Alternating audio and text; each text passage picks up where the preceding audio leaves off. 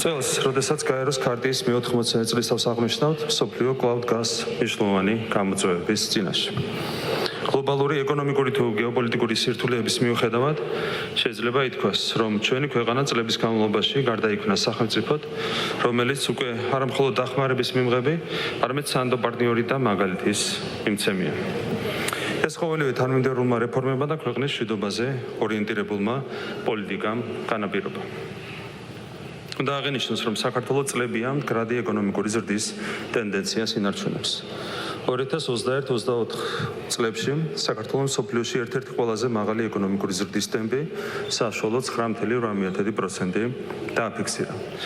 საქართველოს მთავრობისთვის ერთ-ერთ უმნიშვნელოვანეს პრიორიტეტად კვლავ რჩება სიღარიბის შემცირება და დასაქმების მაჩვენებლის ზრდა.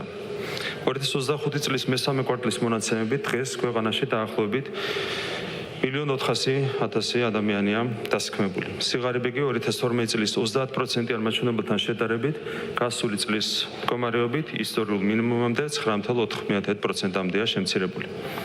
მიუხედავად მნიშვნელოვანი გაუმჯობესებისა, სიღარიბისა და უთანასწორობის შემდგომი შემცირება საქართველოს სოციალურ-ეკონომიკური განვითარების დღის რიგის ცენტრალურ ამოცანად რჩება. ამ მიმართულებითაც საქართველოს მთავრობას აქვს მკაფიო ხედვა, რომელიც საშუალოვადიან პერსპექტივაში საქართველოს მაღალი შემოსავლის მქონე სახელმწიფოდ გარდაქმნას გულისხმობს.